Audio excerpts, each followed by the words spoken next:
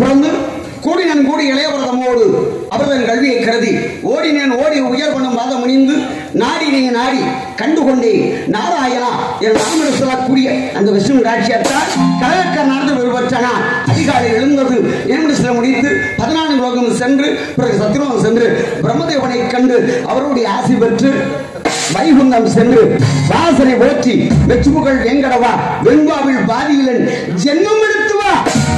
நீதான் இனிமே ஜென்மம் எடுத்து வரணும். கடைசி ஜென்மம் எடுத்து வந்தாத்தான் எல்லாம் நடக்கும். மச்சா கூர்மா வராகா வாமனா நரசிம்மா பலராமா பரசுராமா ராமா கிருஷ்ணா கல்கிர சொல்லக்கூடிய பத்தவதர கதாநாயகனை கண்டு அவருடைய அனுகிரகம் பெற்று ஏழாக எம்பெருமான் சிவபெருமானை கண்டு அவருடைய அனுகிரகம் பெற்று திரைதாயுகம் துபாபரயுகம் நடந்து கொண்டிருப்பது கலியுகம். 4,32,000 வருஷம் இந்த கலியுகம். இதுவரையிலும் 5120 இருந்து 21வது வருடம் நடந்து கொண்டிருக்கிறது. இன்னும் மிச்சம் எவ்வளவு இருக்கு? இதுக்கடையில எவ்வளவு பேரழிவை சந்திச்சிருப்போம். கலியுகம் என்று சொன்னாலே அழியக்கூடிய யுகம் அப்படின்றது பொருள். முதல் யுகத்தில் தர்மம் 4 பாதத்தில் நின்றது. 2ஆம் யுகத்தில் ஒரு காலம் உடைச்சு விட்டாங்க, 3 காலில் நின்றுச்சு. 3ஆம் யுகத்தில் 2 காலம் உடைச்சு விட்டாங்க, 2 காலில் நின்றுச்சு. 4ஆம் யுகத்துல ஒரு காலம் உடைச்சு விட்டாங்க, ஒத்த காலில் நிக்குது. இந்த கலியுகத்துல நெல்லு கிரைக்கு நீர் வாய்க்கால் வழி ஓடி புல்லுக்கும் அங்கே புசிக்குமா தொல்லுலகில் நல்லார் ஒருவர் உளரே அவர் பொருட்டு எல்லாருக்கும் பெய்யும் மழையிடா அப்படின்னு கோயில்ல கும்பாபிஷேகம் பண்றதுல இருந்து கோயில் போட்டி சாயம் போற வரையும் பெரிய விஷயம் இல்ல. யாரோ ஒரு நல்லவர் வருவாரா, மழை பெய்யுமா, எங்கிட்ட இருந்து பெய்கிறது? வேதம் ஓதிடும் ஏரியருக்கு ஒரு மழை, நீதி நெறி தவறா நெறியருக்கு ஒரு மழை, மாதர் கற்படைய மங்கோருக்கு ஒரு மழைன்னு மாதம் மும்மாறி மழை ஒழிந்தது அன்று. இன்று அரிசி விற்றிடும் அந்தனருக்கு ஒரு மழை, வரிமிசை தப்பிய மன்னனருக்கு ஒரு மழை, புருஷனை கொன்ற பூவியாருக்கு ஒரு மழைன்னு வருஷம் கூட 3 மழை பெய்ய மாட்டேங்குதையா? என்ன காரணம்? இயற்கை சீற்றமா? இல்ல, நம்ம நடந்துக்கிற விதத்துல இருக்கு. ஏன்னு சொன்னா மனிதன் மனிதனாக இருக்க வேண்டும். அற்புதமான ஒரு கவிஞன் சொன்னா, மனிதன் எல்லாம் தெரிந்து கொண்டான், வாழ்வதை புரிந்து கொண்டான், இருந்த போதும் மனிதனுக்கு ஒன்று மட்டும் புரியவில்லை. எது எது? மனிதனாக வாழ மட்டும் மனிதனுக்கு தெரியவில்லை. ஓ, ஏங்க மனிதன் என்ன சாதாரண விஷயமா? மனிதனை விட உயர்ந்தது யாரும் கிடையாது. இறைவன் படைத்த உலகில் எல்லாம் மனிதன் வாழுகின்றோம். மனிதன் வைத்த சிலைகள் எல்லாம் இறைவன் வாழுகின்றார். அற்புதமான கவிஞன் சொன்னார் இல்லையா? உங்க ஒவ்வொரு உடம்புலையுமே இறைவன் இருக்கின்றார். ஏன் நீங்க தெரிஞ்சுக்க மாட்டேங்கிறீங்க? எதுக்கு நீ சொல்றேன்னு கேளுங்க. மனிதனா சாதாரண விஷயம் இல்ல. 5 பூதம், ஆகாயம், பூமி, நீர், நெருப்பு, காற்று, 5 நமக்குள்ள இருக்கு. இருக்கா இல்லையா மனித உடம்புல? இதுக்கு மேல எடுத்துங்க. பார்க்கிற பார்வை, சிரசு, ஆகாயம், மூச்சு விடுறோமா, சுவாசிக்கிறோமா, இது வாயு மண்டலம். அது கீழே வந்துருங்க, நெஞ்சுக்குழி. இந்த நெஞ்சுக்குழியில வந்துட்டா என் நெஞ்சு பதபதைக்குது அப்படின்னு சொல்லுவான். இங்க வந்துட்டா அடிவயிறு வரையும் எரிதுறாங்கிறான், அக்னி மண்டலம். அதை விட்டு கீழே போயிட்டோம்னா வர்ண மண்டலம். அது கீழே போனோம்னா பூமி. புரிஞ்சு போச்சு. பஞ்சபூதம், 7 விதமான தாதுக்கள், 10 விதமான காற்று, 72,000 நாடி, 4,448 நரம்பு, 72,000 நாடிகள்ல 10 நாடியை தான் காட்டின. 10 நாடிகள் சித்திரங்கள் காட்டினா பிடிச்சு பார்த்தானே சொல்லிவிடுவேன். இந்த பிள்ளை கர்ப்பமா இருக்கு, இதுக்கு வந்து கர்ப்ப நாடி ஓடிக்கிட்டு இருக்கு அப்படின்னு. இப்போ நீங்க போங்க, ஸ்கேன் போடுவான். எவ்வளவு வேணும் உங்களுக்கு?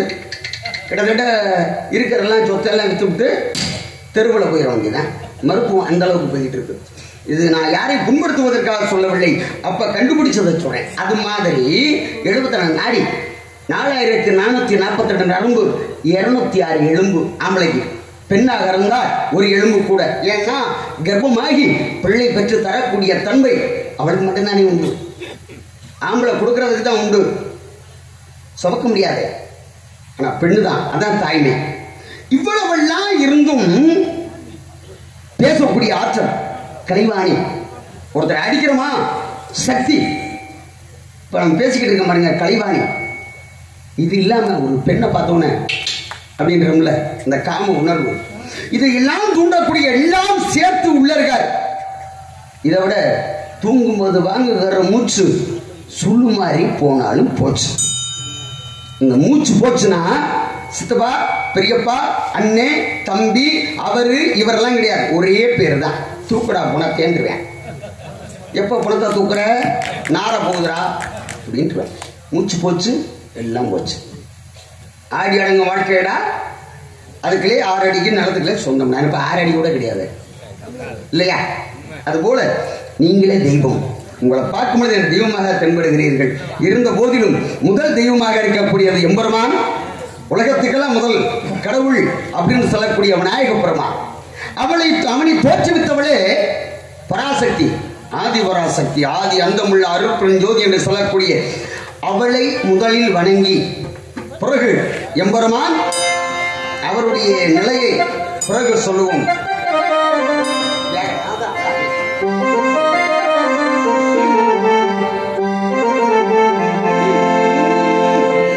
மதுரம் பழகிய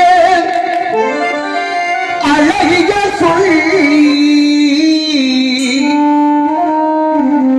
கருணை கிடைக்கும் கற்பகவள்ளி, கற்பகவள்ளி, கற்பக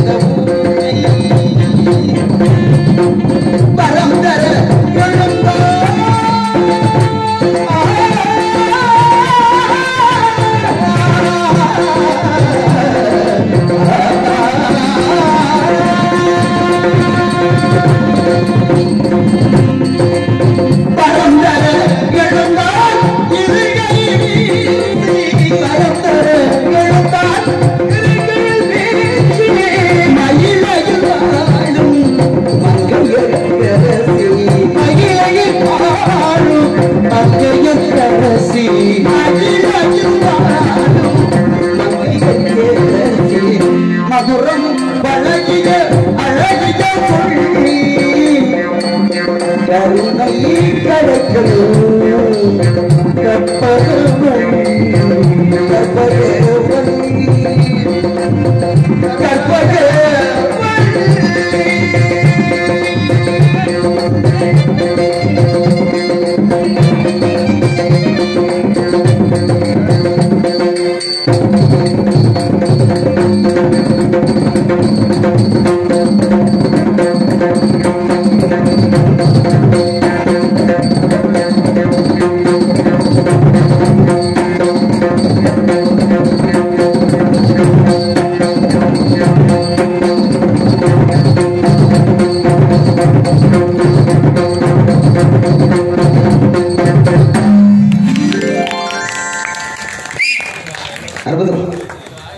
அற்புதமான ஒளிபெருக்கி சாய் கிருஷ்ணா கூட தானே அற்புதமான ஒளிபெருக்கி. ஆமா, ஏன்னா எவ்வளவு பெரிய ஆளா இருந்தாலும் டிஆர் மானியத்தை கூட்டி வந்தாலும் அவரு மைக்கில்லாத காலத்திலே பாடினவர் தான். ஆனால் இப்போ இருக்க அதுக்கான சேட்டெல்லாம் கிடையாது.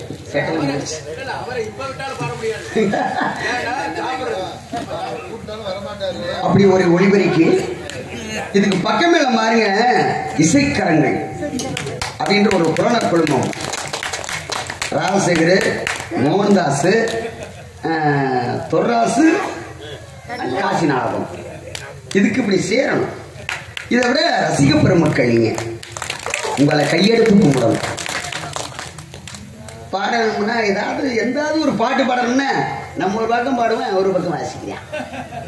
இதுக்காண்டி வேணாம்னு சொல்லிட்டு நம்ம டப்பம் கிட்ட போற மாதிரி இருக்கு. என்ன பண்ண சொல்றீங்க? சரி, இன்னைக்கு பார்க்கலாம் என்று சொன்னாலும் கூட எனது மாமி சிவகாமி ஆடினாலே அம்பலத்தில் ஆடக்கூடிய அவருக்கு நிகழாக ஆடியது 108 தாண்டவம். சிவபெருமா தேவர்களுக்காக 42, முருகனுக்காக 3, கிருஷ்ண பரமாத்துக்காக 9, அவரா தானாக ஆடியது 18. மொத்தம் கூட்டி பாருங்க, 108 தாண்டவம் வரும். இதுல 108 வைணவ ஸ்தலங்களில் பெரும் பேறு பெற்றது ஸ்ரீரங்கம் அரங்கநாத பெருமாள். இன்றைக்கு இப்ப சொல்ல முடியாது, காலம் கடந்துருச்சு. பிரதமை, துவிதிகை, திருதிகை, சதுர்த்தி, பஞ்சமி, ஷஷ்டி, சப்தமி, அஷ்டமி, நவமி, தசமி, ஏகாதசி, 11வது திதி. இந்த மாதத்தில் வரக்கூடிய 11வது திதியில் யான் அனைவரையும் ஆட்கொள்வேன் என்று சொன்னது வைகுண்ட ஏகாதசி. அது நேற்று காலை 3:45 4:45 வரை முடிஞ்சு போச்சு. பரமபதம் போய் செல்லும். சொர்க்கவாசல் திறப்பு. இதில் பாருங்க, உங்க ஊருக்கு பக்கத்து ஊர்ல தான் இருக்கு அரியக்குடி இல்லையா? அது தென் திருப்பதின்னு சொல்லுவோம். அங்க இருக்கிற திருப்பதிக்கு இது தென் திருப்பதி அப்படின்னு அரியக்குடியை சொல்லுவோம். ஸ்ரீரங்கத்தை இந்த பதம் அடையக்கூடிய சொர்க்கம் அப்படின்னா ஸ்ரீரங்க அரங்கநாத பெருமாள். அங்கே ஒரு பெரிய ஆள் போயிட்டு இருந்தார். அங்கே ஒரு தாசி பெண்ணு இவர் மேல ஆசைப்பட்டு கேட்கிறார். மஞ்சத்துல கொடி கூட வச்சிருக்கா, மஞ்சத்துல 2 பேரும் விழாவிட்டு இருக்காங்க. இந்த மாதிரி சந்திர பகவான் உலா வந்துட்டு இருக்காரு. இப்போ உனக்கு என்னமா வேணும் கேளுமான்னு சொல்ல. அவ கேட்டா, என்ன நான் கேட்ட எதுவும் தருவீங்களா அப்படின்னு. நீ என்ன வேணா கேள் தரேன் அப்படின்னா, ஒன்றும் இல்லைங்க, இந்த வனாளாவி நிற்குதே தென்னை மரம், அது 2 இளநி மட்டும் வேணும் அப்படின்னு கேட்டேன். உட்கார்ந்து இருந்தவர் என்ன சொல்றா தெரியுமா? தென்னை மரமே வா அப்படின்னு தென்னை மரம் வளைந்து நிறைந்து வந்து அவர் கையில 2 இளநியை குடிச்சான். அப்படியே பறிச்சு இருந்தாடி வச்சுக்க அப்படின்னு கொடுத்தார். அவர் போய் எம்பெருமானை கூப்பிடுறாரு. அரங்கா வெளியில வா அப்படின்னாரு. முதல் வார்த்தை. 2வது வார்த்தை கூப்பிட்டாரு. 3வது வார்த்தையும் கூப்பிடுறாரு. வரல. அரங்கான வரல, பிடிச்சி போடுறா. அரங்க இல்லை, செதுப்பிட்டாங்க அப்படின்னு போயிட்டு அதற்கப்புறம் அரங்கநாத பெருமானி அவரை சென்று கொட்டி வந்தாராம். அவ்வளவு பெரிய பெருமை. ஸ்ரீரங்கம் என்று சொல்லக்கூடிய அரங்கநாதனுக்கு பெருமையை சேர்த்தவர் காகபுஜண்டர் அப்படின்னு சொல்லக்கூடிய மகாபிரிய சித்தராகப்பட்டவர். இது அங்க உள்ள நிலவரம். இதுல இருந்து கொஞ்சம் தள்ளி போங்களே, கல்லல் கலையார் கோவில், அதுக்கு பக்கத்துல இந்த ஊருக்கு இங்க திரும்பினீங்கன்னா திருக்கோஷ்டியூர்னு ஒரு ஊர் இருக்கு. திருக்கோஷ்டியூர், அங்கே 4 நிலைகளில் எம்பெருமான் அருள் பாலிக்கின்றார். ஒன்று அமர்ந்த நிலை, ஒன்று நின்ற நிலை, இன்னொன்று சயன கோலம், இன்னொன்று பரமபதம். அங்கதான் இந்த ராமநாணத்தை சொன்னவரே எல்லாருக்கும் தெரிஞ்சிருக்குன்னு நினைக்கிறேன். நான் ஒன்றும் புதுசாக சொல்லல, உங்களுக்கெல்லாம் தெரிஞ்சிருக்கோம். அப்பேற்பட்ட பெருமையானவர். ஏற்கனவே இந்த கதாபாத்திரத்தின் கதாநாயகி அவர்கள் சொன்னார்களே நம்பி அப்படின்னு, திருக்கட்சியூர் நம்பி அப்படின்னு சொல்லக்கூடியவர்களுடைய சிசிய புள்ளியாக இருந்தவர் யாரு? ராமானுஜர். சொல்லி கொடுத்தத சொல்லாத அப்படின்னாங்க. நான் பெற்ற இன்பம் பெருக வையகம், என் தலையை சுக்குநூறாக வெடிச்சாலும் சரி மக்களுக்கு சொல்லி எல்லாரையும் பரமகதி அடைய வைப்பேன் என்று சொல்லி தென் வாசல் பக்கம் என்றது அனைவரும் வாருங்கள் அப்படின்னு சொன்னதுனால இன்னைக்கு அவருக்கு தெற்கு நிலையில் அவருக்கு இன்னைக்கு உருவம் இருக்கு. அவ்வளவு பெரிய சிறப்பு வாய்ந்தது திருக்கோஷ்டியூர். இப்ப இவ்வளவுலாம் செஞ்சவர் ஏங்க இந்த 2 பேரையும் மட்டும் இவ்வளவு அவதாரம் எடுத்து கொல்லப்பட்டாரு? ஜெய விஜய 2 பேரை ஏன் முன்னாரு? ஏன் 3 பேர் படைக்கணும்? எல்லாருக்கும் 7 ஜென்மம் இருக்குன்னு சொல்லிக்கிறாங்களே அப்படின்ற விஷயத்த வரக்கூடிய ஆளு இன்னும் நிறைய விஷயமெல்லாம் பேசுவோம் சொன்னாங்களே. பொழுது போய் இவ்வளவு நேரம் ஆச்சு, உன்னை காணும் பார்த்தேன். அவள்கிட்ட வச்சுக்குவோம்.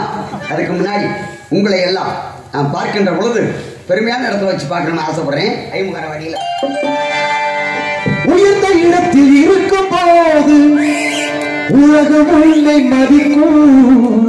இளமை கொஞ்சம் இறங்கி வந்தால் நிழலும் கூட மிதிக்கும்.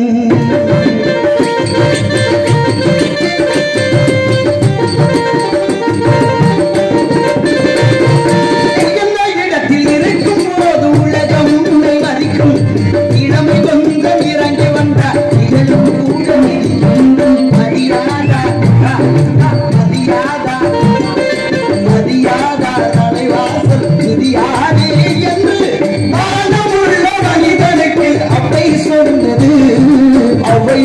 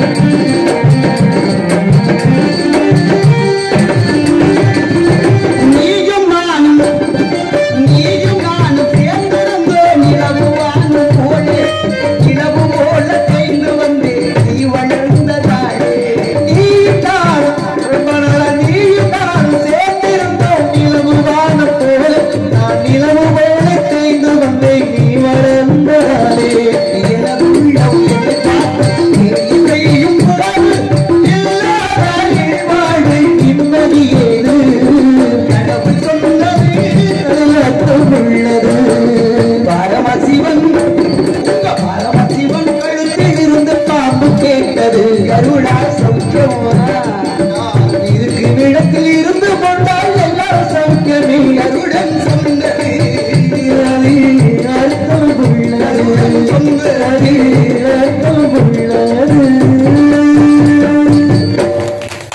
நன்றி மக்களே. பிள்ளையாரோடி பக்கத்துல சிறுகுடல்பட்டின்ற ஊர்ல பிறந்த செட்டியார் குடும்பத்தில் பிறந்தவர் முத்தையா செட்டியார். சென்னையில போயிட்டு பேர் மாறிடுச்சு. கண்ணனுக்கு அடிமையினாரு. சாமி பக்தியே அவருக்கு கிடையாது.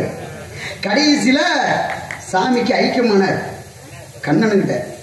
கண்ணனுடைய அனுகிரகம் பெற்று தாசனா மாறினாரு. கண்ணதாசன் அப்படின்ற பேர். கவியரசன் கண்ணதாசன். அவரை எழுதி அவரையும் பாடின பாட்டு இசையமைச்சது மெல்லிசை மன்னர் இல்லையா? இதுல பாருங்க, பாட்டினுடைய வரிகளை எம்பெருமான்கிட்ட போய் கேட்கிறாங்க. கருடன் கேட்கிறான், உங்களுக்கு நான் வாகனமா வர்றேன், ஆனா எனக்கு ஒரு விஷயம், எனக்கு உணவா பெரியம்மா பிள்ளைங்க இருக்காங்களா இல்லையா, பாம்பு இருக்க நாகம், இது கூட எனக்கு இறையாகணும்னு கேட்கிறாரு. அப்படி ஆகுன்னு சொல்லிட்டாரு. இதுக்கு பெரிய கதை, அதை சொல்ல முடியாது, அப்புறம் பேசுவோம். இப்ப தப்பிச்சு ஓடுது சில பாம்பு, போய் ஒவ்வொரு இடத்துல ஐக்கியமாயிடுச்சு. இப்ப சிவபெருமான் கழுத்துல ஒரு பாம்பு இருக்கு. கருடன் வர்றாரு. அப்ப பாம்பு பார்த்து கேட்கிறான், என்ன கருடா சௌக்கியமா இருக்கியா அப்படின்னு. அப்பதான் கருடன் சொன்னாராம், இருக்கிற இடத்துல இருந்தா எல்லாம் சௌக்கியம் தான்டா மாப்பிள்ள, நீ கீழே கொஞ்சம் இறங்கி வா, நீ இருக்கிறது சிவனுடைய கழுத்துல, நான் உன்னை இப்ப தொட முடியாது, பட்டாளி நீ சரியான ஆள் இருந்தா கீழே இறங்கி வா, உன்னை போடுற ஓட்டுல ரத்தமும் குருதியும் கொட்டாலும் கும்பியும் வெளியில வருதா இல்லையான்னு பார்ப்பேன், அவனை தூக்கி விழுங்குறேன் வில்லவா அப்படின்னா. இது கவிஞனுடைய கவித்திறனை காட்டுவது. கண்ணுக்கு மை அழகு, கவிதைக்கு பொய் அழகு, ஐயா எழுதுன எழுத்துக்கு அழகு. இன்னைக்கு அவர் இல்ல, அவருடைய சொல் நின்று நிற்குது. ஆனா இன்னைக்கு பாருங்க, ரொம்ப பேரு ஒண்ணுமே தவறு செஞ்சிருக்க மாட்டேன். தக்காளி வயிற்று பசிக்காண்டி யார் பிட்பாக்கெட் அடிச்சிருப்பேன் ஒரு 5 ரூபா 10 ரூபாய்க்கு. இவனை பிடிச்சி கொண்டு போய் வச்சு லாடம் கட்டி குட்டுத்த ஆட்டி பிரிச்சு மேஞ்சிருவாங்க. கோடி கோடியா பண்ண அடிச்சு போட்டு வெளிநாட்டு போய் தங்கிருக்கான். அவனை பிடிக்கிறதுக்கு ஆள் இல்லையே. எங்க இது அப்பவே எழுதிட்டாரு. இருக்கிற இடத்துல இருந்து கொண்டா எல்லாம் சௌக்கியமே. பேக்ரவுண்ட் உங்களுக்கு எல்லாம் ஆள் இருக்கு அப்படின்னு அப்பயே பண்ணிட்டாரு. இந்த இடத்தின் தண்ணியை பார்க்கும் பொழுது உற்று நோக்குங்கள். குறிஞ்சி முல்லை மருதம் நெய்தல் பாலை என சொல்லக்கூடிய அழிந்தவான குறுநிலங்களில் மலையும் மலை சார்ந்த இடமும் கண்ணுக்கு ரமியமாக விருந்தலை கண்ட காட்சியை பார்க்கின்ற பொழுது இந்த இடத்திலேயே 2-3 நாட்கள் தங்கிடும் பழம்போடு தோற்றுகிறது. இங்க தங்கிடுமா ஐயா? தென்னாடியா? அது செட்டிநாடு ஏரியாயா? வந்தார வாழ வைக்கும் தமிழை முன்னே சொன்னா இந்த பகுதி தாயா. உங்களுக்கு எவ்வளவு சோறு வேணும்? 3 நேரம் மூக்கு பிடிக்க சாப்பாடு வேணுமா? வகை வகையான சாப்பாடு போடக்கூடிய ஏரியா இல்லை என்று சொல்ல, அது சொல்லக்கூடிய பகுதி இந்த பகுதி. அந்த பகுதினால இப்ப நான் பாருங்க,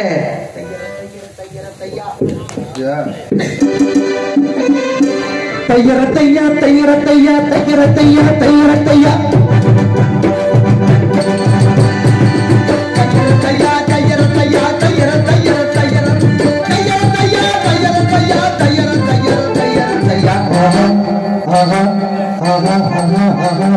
சித்திர ஜவானம் சிரிக்க கண்ணை தையரத்தையா முத்தம்மா தையரத்தையா கண்ணானே கண்ணம்மா தையரத்தையா புயல வழி வந்து இளவரம் தையரத்தையா தையரத்தையா ஜவானம் சிரிக்க கண்ணே முத்தான முத்தம்மா ஏ கண்ணானே கண்ணம்மா.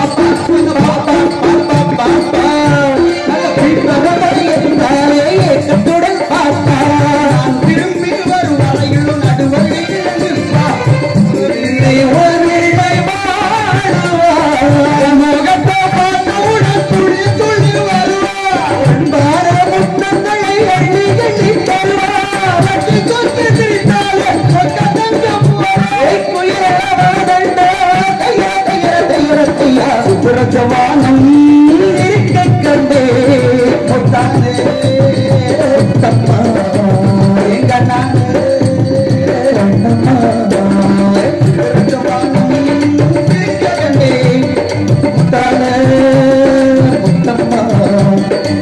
நானே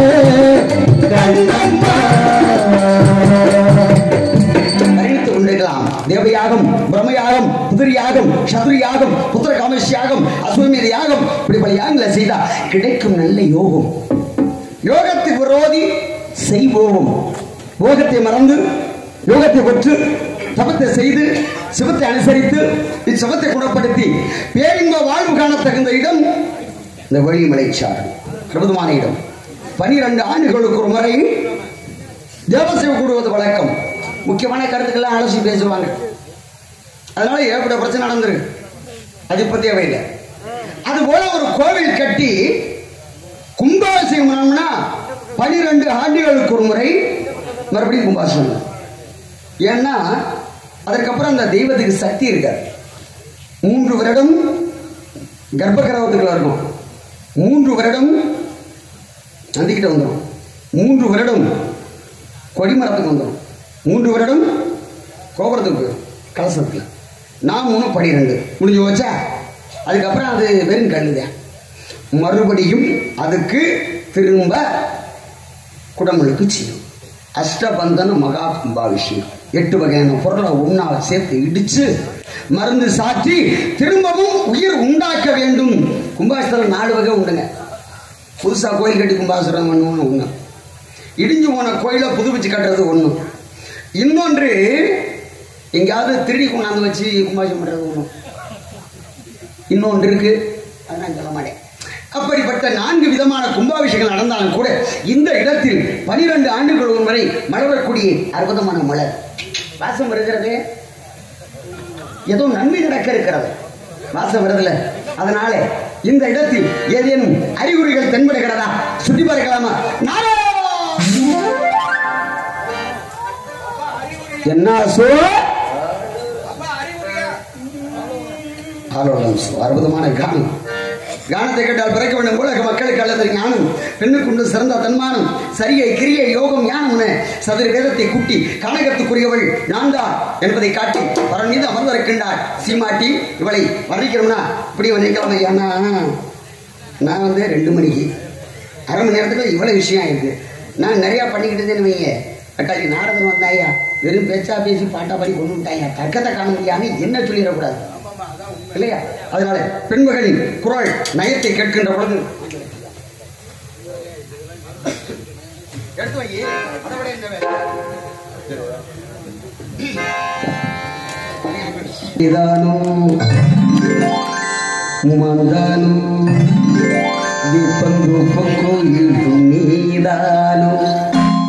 இவழாவாரும் பூதான் நடை தீர்தானோ சலங்கைகள் தரும் இசை கேட்டானோ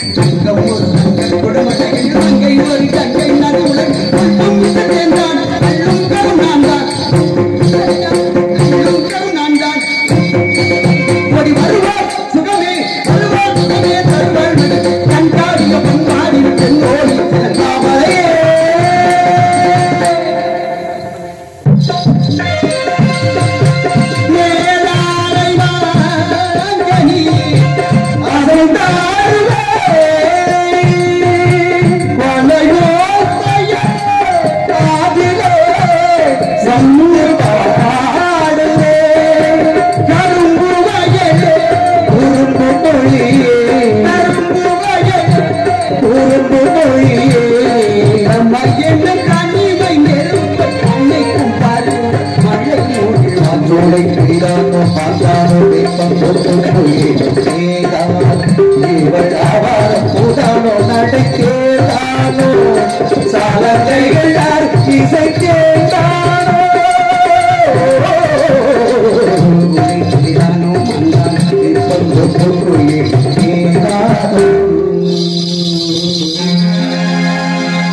தந்தலை மெல்களாட தாமரை விளக்கம் தாங்க கொண்டுகளை குழிவினியங்க குவளைக்கண் விழித்து பார்க்க தென்துறை இணுது காட்ட தேமொழி மகரையாளின் வண்டுகளை இணுது பாட மருதம் வீற்றிருக்கும் மாதோ இந்த பெண்மகள் இட்டடி நோக எடுத்தடி குப்பளிக்கு வட்டில் சுமந்து மருங்கு அசைய கொட்டி கிழங்கோ கிழங்கென்ற கூவினார் வளங்கோசை வையம்பெருமை என்று சொன்னானே திருவிழங்கூர் சக்கரவர்த்தி கம்பன் அதுபோலவா கையிலே கண்பிடித்து நாவிலே அற்புதமான ஆளுநர் சுயன்றவர் இசை இசைத்து பரமித அமரன் என்று கந்தபுரமணி வா வா வா என்று வசைபாடி அழைத்துக் கொண்டிருக்கின்றாளே அசைக்கின்ற பெண்மகளை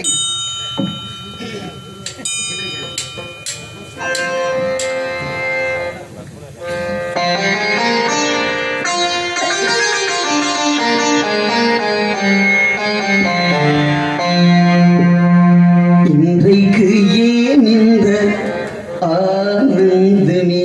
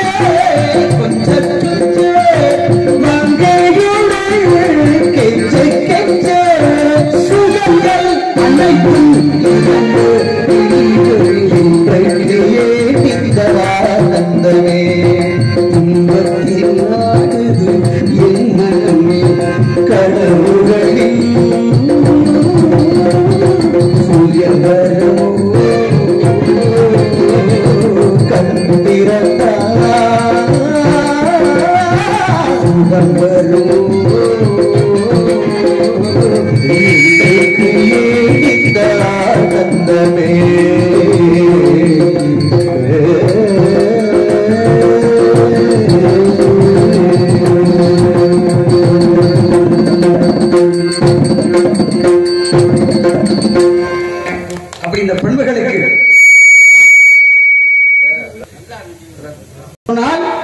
முருகப்பெருமான் வரணும், இந்த பெண்களை திருமணம் முடிக்கணும்.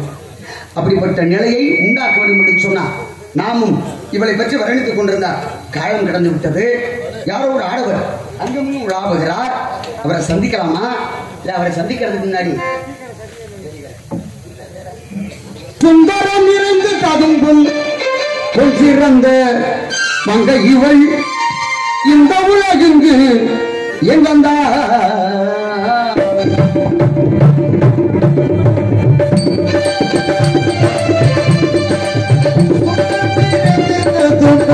சிறந்த மங்கை இவள் இந்த உலகில் அந்தரம் மிகுந்த தேவர் துன்பவி முழங்கிய வரும் மிகுந்த தேவர் துன்பவி முழங்கிய வரும் இந்திரதானமும் எங்கள் கந்தசாமிக்கே உகந்த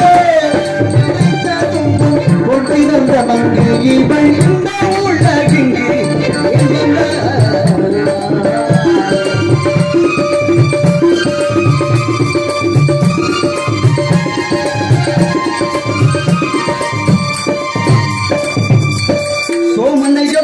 முகத்தில் இருக்கும் கதை வாங்கலினம் என்று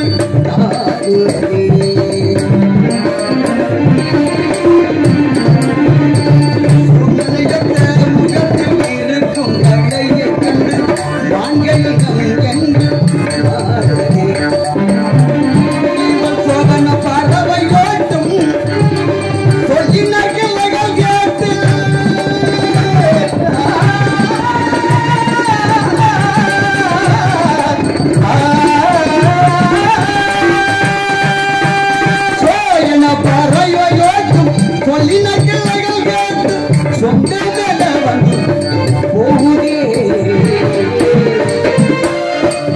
கானகத்தில் இவள் திணை காவல் செய்வது கானகத்தில் இவள் திணை காவல் செய்வது கானகத்தில் இவள் திணை காவல் செய்வது மனமதிடும் மிக அற்புதம் மிக அற்புதம்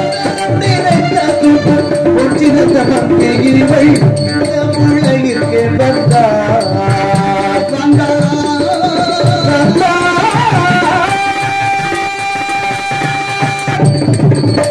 யார் இவள்? எதற்காக வந்திருக்கின்றார்? ஏன் இங்க வரணும்? ஏன் வேற இடம் கிடைக்கலையா? ஆனா இங்கதான் வரணும். காரணம் ஆதியில அபிஷேக பிரியா சிவா, அலங்கார பிரியா விஷ்ணு. இப்ப சிவ ஸ்தலங்களை போய் பாத்தீங்கன்னா வவ்வாலும் எலி பிடிக்க மாதிரி இருக்கும்.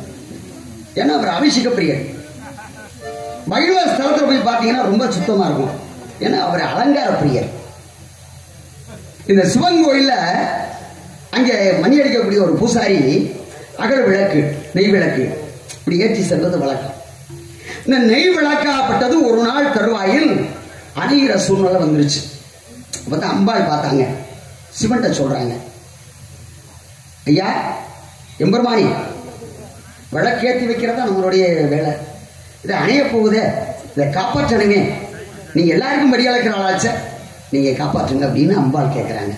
அதுக்கு தான் சிவன் சொன்னாங்க, எல்லாருக்கும் என்னென்ன வேலை கொடுத்துருக்கணும் அவங்க அந்தந்த வேலையை ஒழுங்காக செய்வார்கள். அது கண்டிப்பா சுடர் விடும் அப்படின்னு சொன்ன. அம்பிகைக்கு ரொம்ப ஆச்சரியம். 2 பேரையும் வேடிக்கை பார்க்குறாங்க. கொஞ்ச நேரம் ஆச்சு. அந்த சிவன் கோவில்ல ஒரு பெருச்சாலி உயிரை கையில பிடிச்சிக்கிட்டு ஓடி வருது. தக்கடி ஓடிடும். இடநாடு பார்த்தா பின்னாடி ஒரு பூனை துரத்திக்கிட்டு வரும். இப்ப பூனை துரத்துனா எலி ஓடும், ஓடுதா இல்லையா? இப்ப நீங்க துரத்துனா எல்லாம் ஓடுற மாதிரி ஒரு மாதிரி. இது என்ன உயிர் பயத்துல ஓடக்கூடிய பெருச்சாலியாப்பட்டது அந்த அகல் விளக்கு தெரியாமல் தன்னுடைய பின்பாதத்தால் அதுல காலை வச்சு திரிய தூண்டி விட்டுச்சு. இப்ப சுடர் விட்டு எரியுது. அப்பதான் சிவபெருமான் கேட்கிறார், பார்த்தாயா நான் என்ன சொன்னேன்? அது சுடர் விட்டு எரியும்னு சொன்னா இல்லையா? இப்ப சுடர் விட்டு எரியுதா அப்படின்னு. அப்ப இதுக்கு என்ன நீங்க செய்ய போறீங்க அப்படின்னு கேட்டாரு. அம்பிகை கேட்கிறாங்க. அப்பதான் அவர் சொன்னாராம், அதுக்கு அறிவு கொஞ்சம் தான். ஏன்னா மரத்துக்கு ஒரு அறிவு, புல்லு குண்டு மரத்துக்கலாம், புழு பூச்சிக்கலாம் 7 அறிவு, அடுத்து இருக்கக்கூடிய ஒருவனை 3 அறிவு, நீர் வாழக்கூடிய ஜந்துக்களுக்கு 4 அறிவு, மிருகங்களுக்கு 5 அறிவு, மனிதனுக்கு 6 அறிவு. இவ்வளவு அறிவெல்லாம் கொடுத்துட்டு கடைசியில அதுக்கு தெரியாத அதை செஞ்சுட்டு போச்சு.